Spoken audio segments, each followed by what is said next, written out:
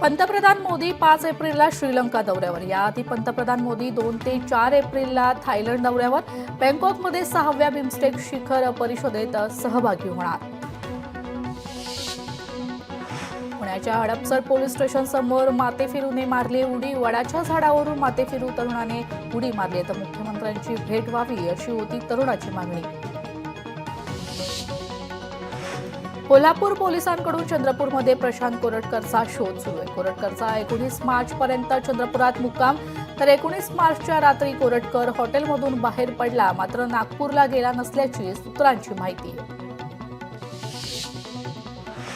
दिशा सालियान मृत्यू प्रकरणी 2 एप्रिलला सुनावणी. वडिलांनी दाखल केलेल्या याचिकेवर 2 एप्रिलला सुनावणी. तर मुंबई हायकोर्टात होणाऱ्या सुनावणीकडेच लक्ष आहे. कृषी मंत्री माणिकराव कोकाटेंच्या अडचणीत वाढ. माणिकराव कोकाटेंना नाशिक जिल्हा बँकेची नोटीस. कोकाटेंसह जिल्हा बँकेच्या 25 माजी संचालकांनाही नोटीस. संभाजीनगरमध्ये शासकीय कर्मचाऱ्यांची मोठी थकबाकी. 5,000 शासकीय ग्राहकांकडे 116 कोटींची वीज थकबाकी आहे. थकबाकी असूनही त्यांच्यावर कोणतीही कारवाई नाही. रायगड जिल्हा परिषदेतील वेतन फरक घोटाळा प्रकरणात कोर्टाने आरोपींचा अटकपूर्व जामीन नाकारला. इतर अधिकाऱ्यांचा समावेश असण्याची शक्यता आहे. कोर्टाचे निरीक्षण. घाटकोपर होर्डिंग प्रकरणी आणखी एका आरोपीला जामीन मंजूर करण्यात आलाय. प्रमुख आरोपी आणि व्यावसायिक अर्शद खानला सत्र न्यायालयाकडून जामीन मंजूर. रायगडमध्ये राष्ट्रवादी काँग्रेसचा शिवसेना ठाकरे पक्षाला दे धक्का. महाडच्या स्नेहल जगताप राष्ट्रवादीच्या वाटेवर आहेत. राष्ट्रवादी प्रवेशाची प्राथमिक चर्चा पूर्ण. ग्रामविकास मंत्री जयकुमार गोरेंच्या खंडणी प्रकरणात आणखी एकाला अटक. शिवसेनेचे उपजिल्हा प्रमुख अनिल सुभेदार यांना दहिवडी पोलिसांनी अटक केली आहे. दहिवडी पोलिसांकडून तपास सध्या सुरू आहे. नागपूर हिंसाचारासंदर्भात काही भागात संचारबंदी कायम. शहरातील 9 पोलीस ठाण्याच्या हद्दीत संचारबंदी कायम. तर संचारबंदी संदर्भात पोलीस आयुक्तांच्या निर्णयाकडे लक्ष. मुंबईतील खड्ड्यांचा मुद्दा विधानसभेत गाजलाय. 21,000 कोटी खर्च करून ही रस्ते खड्ड्यातच.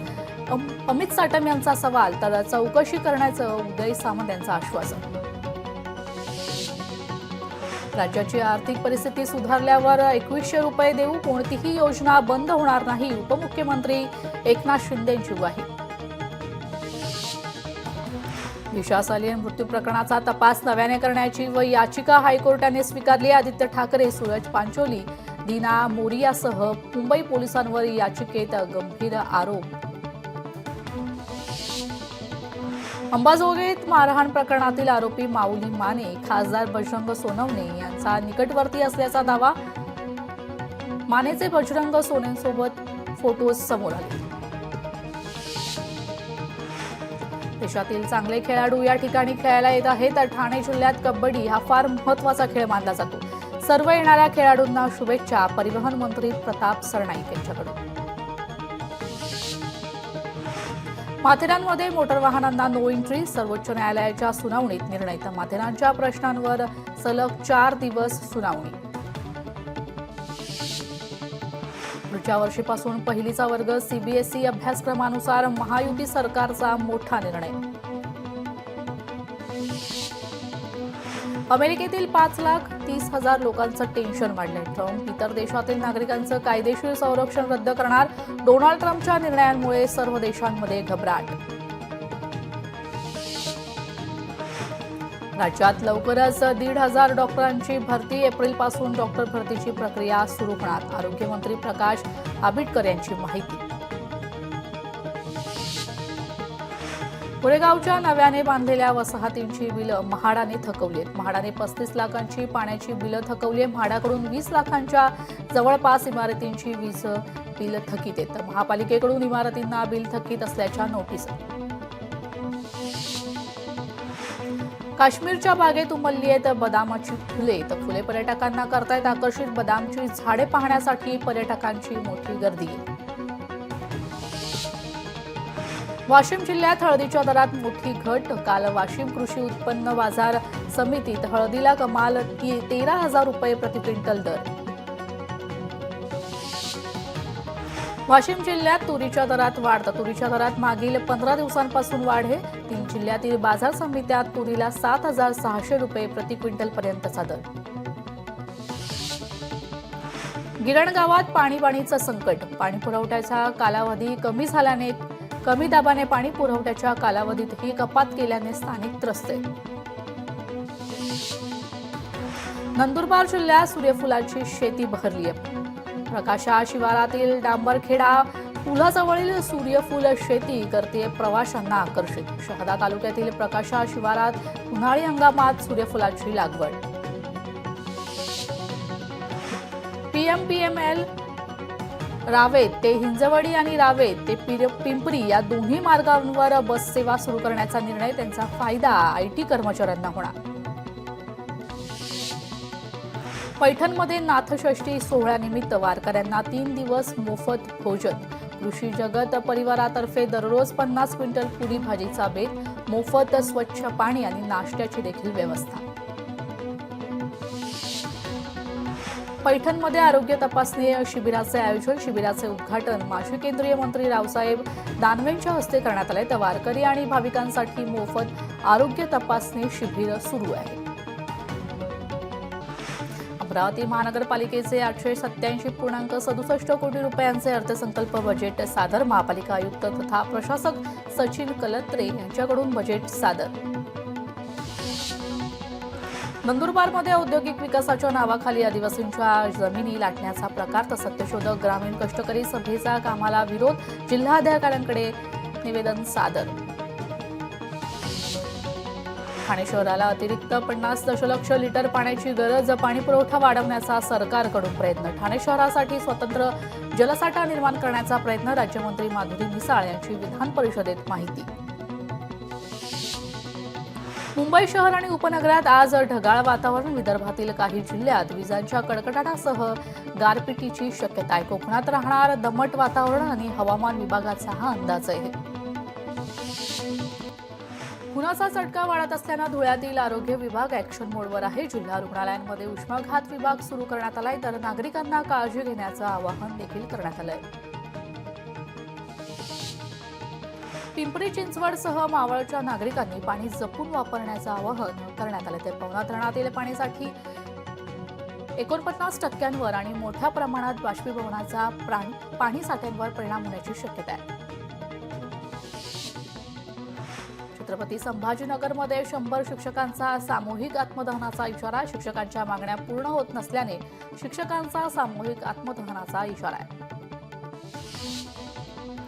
मालेगावच्या नूतन विद्यालयातील विद्यार्थ्यांनी सुनीता विल्यम्स यांच्या सन्मानार्थ खडूने रांगोळी रेखाटली. तर 9 महिन्यानंतर सुनीता विल्यम्स पृथ्वीवर परतल्या. त्यांच्या कार्याला सलाम केलाय. नागपूर ते मुंबई समृद्धी महामार्गावरून फेब्रुवारीत 10 लाख वाहनांचा प्रवास. कुंभमेळ्यासाठी भाविकांचा मोठ्या संख्येने प्रवास. एका महिन्यात टोलद्वारे सुमारे 72 कोटी रुपयांचे उत्पन्न. MSRDC ही तिजोरीत जमा. आजपासून रंगणारा IPLचा थरार. कोलकाताच्या ईडन गार्डन मैदानात कोलकाता नाईट रायडर्स आणि रॉयल चॅलेंजर्स बेंगळुरू आमने सामने. 20% कांद्याचे निर्यात शुल्काची कडी हटवण्याची शेतकऱ्यांची मागणी. कांद्यात आठवड्यापासून मोठी घसरत. नाथषष्ठी यात्रेत व्यावसायिकांना अच्छे दिन. नाथषष्ठी यात्रेत 5 कोटींची उलाढाल होणार असल्याचा अंदाज मराठवाडा चेंबर संचालक पवन लोहिया यांनी सांगितलं. कल्याण डोंबिवली हद्दीतील अनधिकृत शाळांची यादी जाहीर. अनधिकृत शाळांमध्ये प्रवेश न घेण्यासाठी पालिका आयुक्तांचे पालकांना आवाहन. भिवंडी तालुक्यातील वाघिवली गावात पहिले नंदघर सुरू. हा उपक्रम अनिल अग्रवाल फाउंडेशनच्या सहकार्याने राबवला जात असून अंगणवाडी व्यवस्थेच्या आधुनिकीकरणासाठी हे महत्त्वाचे पाऊल. आग्र्याच्या धर्तीवर छत्रपती शिवाजी महाराजांचे स्मारक. उत्तर प्रदेश येथे राज्य सरकारची घोषणा. मराठी नेत्यांनी आणि समाजाने मुख्यमंत्र्यांचे मानले आभार.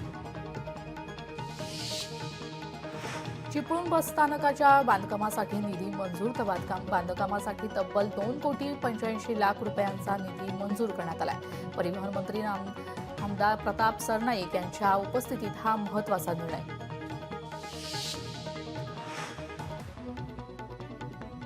भारुडाच्या माध्यमातून माऊलीच्या फडावर समाज प्रबोधन. नाथषष्ठीनिमित्त आपेगाव येथील दिंडीतील फडावर भारुडकार विष्णू महाराज बांडे यांनी भारुडच्या माध्यमातून केलं प्रबोधन.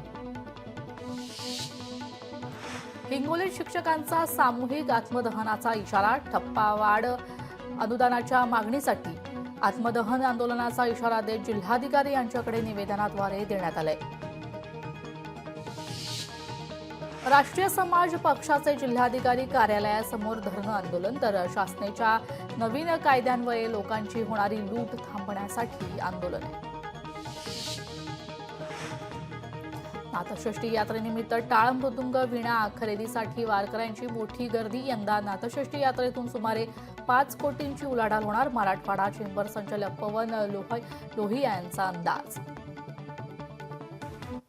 एक महत्त्वाची बातमी समोर येते. विलवडे येथे मंगला एक्सप्रेसच्या इंजिनमध्ये बिघाड. तर बिघाड झाल्याने कोकण रेल्वे मार्गावर अनेक ट्रेन उशिरा धावत आहेत. मुंबईकडे जाणारी मांडवी एक्सप्रेस 2 तास उशिराने अपडाऊन होतीये, तर रेल्वेवर याचा परिणाम होतोय.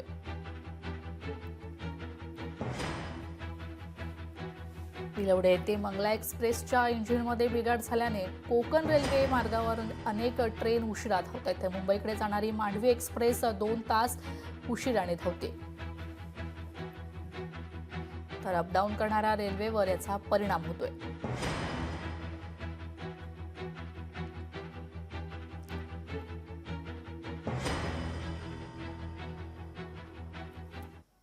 आता घेऊयात उर्वरित बातम्यांचा वेगवान आढावा.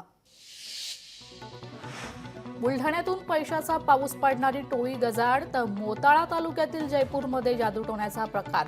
बोराखेडी पोलिसांकडून टोळीचा पर्दाफाश. 9 आरोपी ताब्यात. नागपूर हिंसाचारातील एका जखमीचा मृत्यू.